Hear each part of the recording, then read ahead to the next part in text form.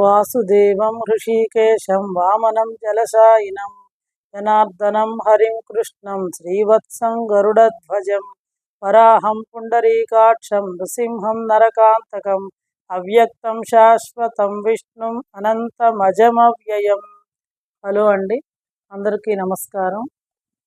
మనం వసంత నవరాత్రుల్ని చాలా వైభవంగా, చాలా ఉత్సాహంగా, ఆనందంగా అందరం కూడా జరుపుకున్నాం కదా. అదేవిధంగా వసంత నవరాత్రుల తర్వాత వచ్చేటువంటి ఇంకొక ముఖ్యమైనటువంటిది, ఇది ప్రతి నెలలో కూడా 2 సార్లు వస్తూ ఉంటుంది, మనం చెప్పుకుంటూనే ఉంటాం, ఏకాదశి తిథి అనమాట. ఏకాదశి కూడా శ్రీ మహావిష్ణువుకి చాలా ప్రీతికరమైనటువంటి దినం. ఎందుకంటే ఈ శ్రీరామ నవమి తర్వాత వచ్చేటువంటి ఏకాదశి అనమాట. కాబట్టి ఇంకా చాలా విశిష్టం. కాబట్టి నేను మీకు ఇంత ముందర చెప్పాను, వసంత నవరాత్రుల్లో రామరక్షా స్తోత్రం చేస్తే చాలా మంచిది, చాలా ప్రత్యేకమని. మేమైతేనండి ఏకాదశి వరకు కూడా ఈ రామరక్షా స్తోత్రాన్ని పఠించడం జరుగుతుంది అనమాట. ఎందుకంటే నవమి దాకా ఎలాగూ చేస్తాం, దశమి రోజున ఆయనకు పట్టాభిషేకం చేస్తారు కాబట్టి ఆ రోజు చేస్తాము. ఇంకా ఏకాదశి విష్ణువుకు ప్రీతికరమే కదా, ఆయన కూడా విష్ణుమూర్తి అవతారమే కాబట్టి ఏకాదశి దాకా కూడా ఈ 11 రోజులు కూడా మేము శ్రీ రామరక్షా స్తోత్రాన్ని చక్కగా పారాయణ చేయడం అనేటువంటిది జరుగుతుందన్నమాట. కాబట్టి ఈ చైత్ర మాసంలో వచ్చేటువంటి శుక్లపక్షంలో వచ్చేటువంటి ఈ ఏకాదశిని ఏమని పిలుస్తారంటే కామదా ఏకాదశి అని పిలుస్తారనమాట. అదేవిధంగా ఇంకొక పేరు ఏంటంటే సౌమ్య ఏకాదశి అని కూడా పిలవడం జరుగుతుందనమాట. ఎందుకంటే రాముడు లక్షణం మామూలుగా మనకు ఒంటిమెట్ల చోట శ్రీరామనవమి నుంచి కూడా శ్రీరామ ఈ ఉత్సవాలు ప్రారంభమవుతాయి అనమాట. అక్కడ పౌర్ణమి రోజు, చైత్రశుద్ధ పౌర్ణమి రోజున కళ్యాణం చేస్తారు. కాబట్టి ఈ చైత్రమాసం అంతా కూడా ఈ వసంత ఋతువులో వచ్చేటువంటి ఈ ఏకాదశి చాలా విశిష్టమైంది. దీనిని మధుమాసం అంటారు. ఈ చైత్ర వైశాఖ మాసములన్నీ కూడా విష్ణుమూర్తికి చాలా ప్రీతికరమైనటువంటి దినాలని చెప్పి మనం చెప్పుకుంటూ ఉన్నాం అనమాట. కాబట్టి ఈ ఏకాదశికి ఏమని పేరంటే చైత్ర మాసంలో వచ్చేటువంటి ఈ శుద్ధ ఏకాదశికి, శుక్లపక్షంలో వచ్చేటువంటి ఏకాదశికి కామదా ఏకాదశి అని చెప్పారు. కామద అంటే దాంట్లోనే ఉందన్నమాట. ఏంది, మనం కోరుకున్నటువంటి కోరికలను తీర్చేటువంటి ఏకాదశినే కామదా ఏకాదశి అంటారు. కోరికలు అంటే పిచ్చి పిచ్చి కోరికలు కాదండి, ధర్మబద్ధమైనటువంటి కోరికలు. మనకి ఏది అవసరం, ఇప్పుడు మనం ఉన్నాము, ఒక ఉద్యోగం రావాలి బతకడానికి, అది ప్రతి ఒక్కళ్ళకి కూడా కావాల్సినటువంటి కోరిక. అదే సంతానం కలగాలి, అది కూడా అవసరమే. లేదా మా అమ్మాయికి పెళ్లి కావాలి, మా అబ్బాయికి ఉద్యోగం రావాలి, ఇలా మా అబ్బాయికి సంతానం కలగాలి, ఇవన్నీ కూడా ధర్మబద్ధమైన కోరికలు. ఇలాంటి కోరికలన్నింటినీ మనం ధర్మబద్ధంగా కోరుకున్నటువంటి కోరికలన్నింటినీ కూడా తీర్చేటువంటి ఏకాదశే ఈ చైత్ర మాసంలో వచ్చేటువంటి శుక్లపక్ష ఏకాదశి. దీనినే కామదా ఏకాదశి అని పిలుస్తారు. ఇంకా ఏకాదశి నియమాలు అనేటువంటివి మనందరికీ కూడా తెలిసినటువంటి విషయమే. ప్రతి నెలలో కూడా మనం చెప్పుకుంటూనే ఉన్నాం. ఈ ఏకాదశి ఉపోషం అనేటువంటిది మనకి ఎప్పటి నుంచి ప్రారంభమవుతుందంటే దశమి రోజు నుంచే ప్రారంభమవుతుందని చెప్పి మనం ప్రతి నెల కూడా చెప్పుకుంటూ ఉన్నాం. దశమి రోజున సూర్యోదయాత్పూర్వం లేచి స్నానం చేసి, తల స్నానం చేసేసి, ఆ రోజు యథాప్రకారంగా మన కాలకృత్యాలను తీర్చుకొని శ్రీ లక్ష్మీనారాయణని పూజించి ఆ రోజు ఏకభుక్తం చేయాలి. ఆ రాత్రి ఎలాంటి భోజనం చేయకూడదు. ఇంకా ఏకాదశి రోజున మనం ఆ రోజంతా కూడా ఉపవాసం ఉండాలి.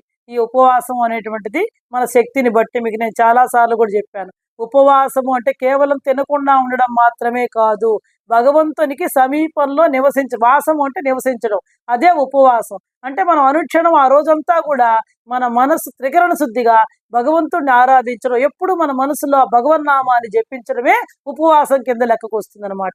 ఇంకా ఏకాదశి ఉపవాసం అంటే జాగరణ చాలా ముఖ్యమైనటువంటిది. ఉపవాసం ఎంత ముఖ్యమో జాగరణ కూడా అంతే ముఖ్యం. అంటే ఆ రోజంతా కూడా భగవన్నామ సంకీర్తనలతోటి, భజనలతోటి, స్తోత్రాలతోటి ఆ లక్ష్మీనారాయణని పూజించి ఆ తెల్లవారి ద్వాదశి రోజున సూర్యోదయం కాగానే, సూర్యోదయపూర్వం స్నానం చేసి మన కాలకృత్యాన్ని తీర్చుకుంటాం కదా, సూర్యోదయం అయిన తర్వాత ద్వాదశి గడియల లోపలే మనం పారణ చేయాలి. అంటే మన ఉపవాసాన్ని విరమించాలన్నమాట. ఏదైనా గుడికి వెళ్ళొచ్చు, మన శక్తి ఉంటే చక్కగా గుడికి వెళ్ళి, లక్ష్మీనారాయణ గుడికి వెళ్ళి చక్కగా దీపం పెట్టుకొని పూజ చేయించుకొని రావచ్చు. లేదా మన ఇంట్లోనే శక్తి ఉంటే ఎవరికైనా పిలిచి భోజనం పెట్టచ్చు. లేదంటే ఒక బ్రాహ్మడికి దక్షిణ సహితంగా తాంబూలం ఇవ్వచ్చు, స్వయం పాకం ఇవ్వచ్చు. ఇంక ఇవన్నీ ప్రతి నెల వచ్చేటువంటివే, మనం ఆచరించేటువంటివి. ఇవన్నీ కూడా మన శక్తిని బట్టి అనమాట. ఏదైనా సరే వస్త్రదానం చేయొచ్చు. ఇంక ఇవన్నీ కూడా అందులో వసంత ఋతువులో వచ్చేటువంటి ఏకాదశి, కామదా ఏకాదశి చాలా విశిష్టమైనటువంటిది, చాలా పవిత్రమైనటువంటిది. సాక్షాత్తు శ్రీ మహావిష్ణువే చెప్పాడు భగవద్గీతలో, మాసాన మార్గశీర్షం అని. అంటే మాసాల్లో నేనే మార్గశీర్ష మాసాన్ని, అదేవిధంగా ఋతువులో నేనే వసంత ఋతువుని అని చెప్పాడు అనమాట. సాక్షాత్తు ఋతువునాం కుసుమాకరం అని చెప్పి ఆయన వసంత ఋతువు నేనని చెప్పాడు అనమాట. చాలా శ్రేష్టమైనటువంటి ఋతువు ఈ వసంత ఋతువు. ప్రకృతి అంతా కూడా శోభాయమానంగా ఉంటుంది.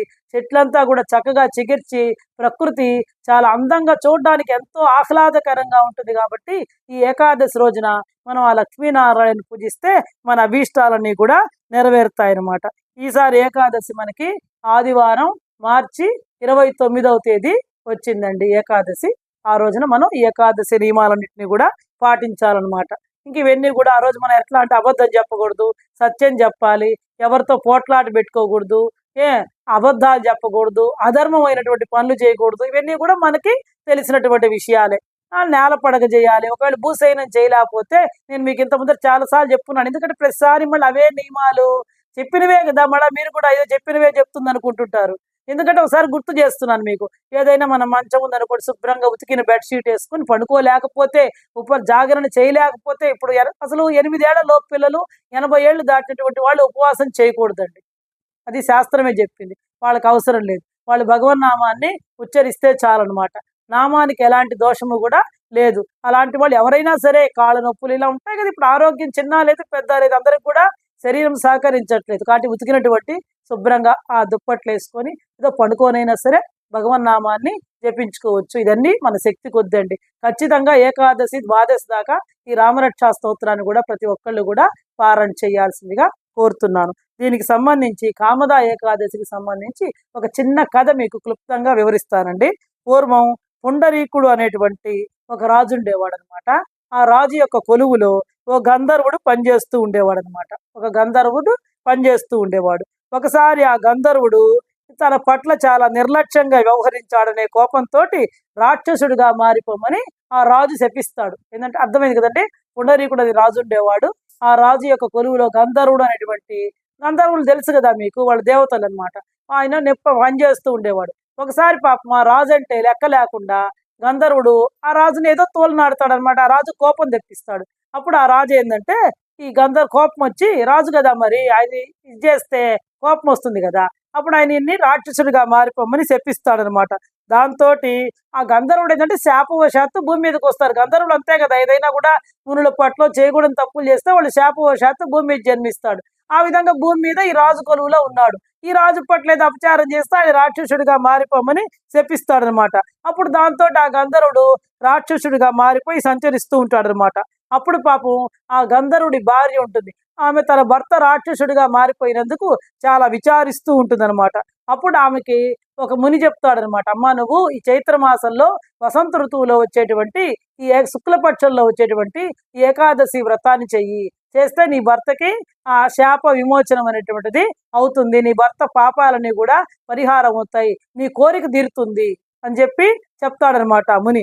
అప్పుడు ఆమె ఆ గంధర్వుడి భార్య ఈ కామదా ఏకాదశి వ్రతాన్ని ఆచరిస్తుంది అనమాట. చెప్పాను కదా ఏకాదశి వ్రతం ఎలా ఆచరించాలో. చాలా భక్తి, ఇక్కడ భక్తి శ్రద్ధలు ముఖ్యమండి. నువ్వు ఎంత పెట్టావు అనేది కాదనమాట. చాలా భక్తి శ్రద్ధలతోటి అడవుల్లో ఏం లభిస్తాయి, ఆమె తులసి దళాలతోటి అడవుల్లో లభించిన వాటితోటే ఆమె అక్కడ ఒక రాయి లాంటిది పెట్టుకుని దాన్నే విష్ణుమూర్తి స్వరూపంగా భావించి, ఒక వేప చెట్టు కింద పెట్టుకుని ఆమెనే మహాలక్ష్మి స్వరూపంగా భావించి అక్కడే పూజ చేస్తాం. ఏకాదశి వ్రతాన్ని ఆచరిస్తున్నమాట. ఆ వ్రతం యొక్క పుణ్య ఫలం చేత ఆ గంధర్వుడు ఆయన యొక్క రాక్షసుడి రూపం పోయి మళ్ళా తిరిగి తన యథారూపాన్ని, తన యొక్క గంధర్వ రూపాన్ని పొందుతాడనమాట. కాబట్టి అంతటి మహిమాన్వితమైనటువంటిది, అంతటి ప్రఖ్యాతి కలిగినటువంటిది, అంతటి విశేషాన్ని కలిగినటువంటి ఈ కామదా వ్రతం ఏంటంటే ఈ కామదా ఏకాదశి వ్రతం అనమాట. కాబట్టి ప్రతి ఒక్కళ్ళు కూడా ఈ కామదా ఏకాదశి వ్రతాన్ని ఆచరించినటువంటిది మర్చిపోకూడదు. ఉపవాసం అనేటువంటిది అది మీ శక్తి అనమాట.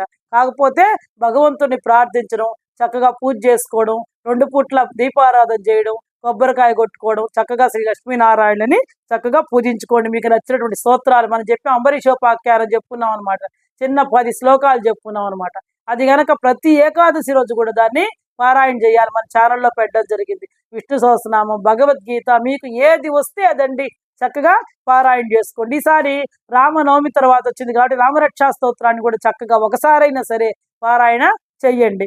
ఇంకా ఈ రోజున ఏకాదశి వ్రతము, విష్ణు పూజ, ఉపవాసం, జాగరణ మొదలైన వాటితో గనక ఈ కామదా ఏకాదశి గనక వ్రతాన్ని చేస్తే మన యొక్క పాపాలన్నీ కూడా పోతాయని మనకి ధర్మశాస్త్రానికి సంబంధించినటువంటి విషయాలను తెలిపే గ్రంథం ఏంటంటే ధర్మసింధు. దాంట్లో కూడా చెప్పబడి ఉందన్నమాట. ఈ కామదా ఏకాదశి వ్రతము, ఈ ఉపవాసం, జాగరణ ఇవన్నీ కూడా కనుక మనం చేసి ఏకాదశి వ్రతాన్ని ఆచరిస్తే మన పాపాలన్నీ కూడా తొలగిపోతాయి అని చెప్పి చెప్పబడి ఉందన్నమాట. కాబట్టి ఎవరైనా సరే భర్త లేనటువంటి స్త్రీలు కనుక ఏకాదశి వ్రతాన్ని ఆచరించినట్లయితే వాళ్ళకి మరు జన్మలో అట్లాంటి ఆ వైధవ్యం అనేటువంటిది ఉండదు, రాదు అని కూడా చెప్పబడింది అనమాట. ఇంకా ఉత్తర భారతదేశంలో ఈ రోజున శ్రీకృష్ణ పరమాత్మకి ఆందోళికోత్సవం అని చెప్పి జరుపుతారనమాట. అంటే ఉయ్యాల్లో పడుకోబెట్టుంటారు చూడు చిన్న కృష్ణ పరమాత్మని, బాలకృష్ణుడిని. ఆయన దర్శించినంత మాత్రాన్ని ఈ కలికాలంలో వచ్చేటువంటి దోషాలన్నీ కూడా పోతాయన్నమాట. కాబట్టి కృష్ణ ప్రతిమ ఉన్నటువంటి ఉయ్యాలను కనుక ఊపినట్లయితే 1000 తప్పులైన 1000 అపరాధాలైనా కూడా క్షమించబడతాయి. కోటి జన్మల పాపాలు తొలగడమే కాకుండా వాళ్ళు మన చివరి కాలంలో, అంత్యకాలంలో ఆ విష్ణు సాయుధ్యాన్ని పొందడం జరుగుతుంది. కాబట్టి ఈరోజు ఒకవేళ గుడికి వెళ్తే చక్కగా ఉంటాయి కదా, కృష్ణ మందిరాలకు వెళ్తే అక్కడ ఉయ్యాల్లో ఉన్నటువంటి ఆ కృష్ణుడి యొక్క ఉయ్యాలని ఊపండి. లేదంటే మన ఇంట్లోనే చిన్న ఒక ఉయ్యాల లాంటిది వేసుకొని దాంట్లో ఆ కృష్ణ పరమాత్మను పెట్టుకొని చక్కగా ఉయ్యాల ఊపండి అనమాట. ఈ విధంగా కనుక చేసి ఎవరైతే ఈ కామదా ఏకాదశి వ్రతాన్ని భక్తి శ్రద్ధలతోటి వాళ్ళ శక్తికి తగినట్లుగా ఆచరిస్తారో వాళ్ళు ఇక్కడ సుఖాలు అనుభవించడమే కాకుండా అంత్యకాలంలో సాక్షాత్ ఆ విష్ణు పరమాత్మ యొక్క సన్నిధికి విష్ణు సాయుధ్యాన్ని పొందడం జరుగుతుంది అనడంలో ఎలాంటి సందేహం లేదు. కాబట్టి ప్రతి ఒక్కళ్ళు కూడా ఏకాదశి వ్రతాన్ని ఆచరించాల్సిందిగా కోరుకుంటూ సెలవు తీసుకుంటున్నానండి. ఇది ఏకాదశి వ్రత మహిమ.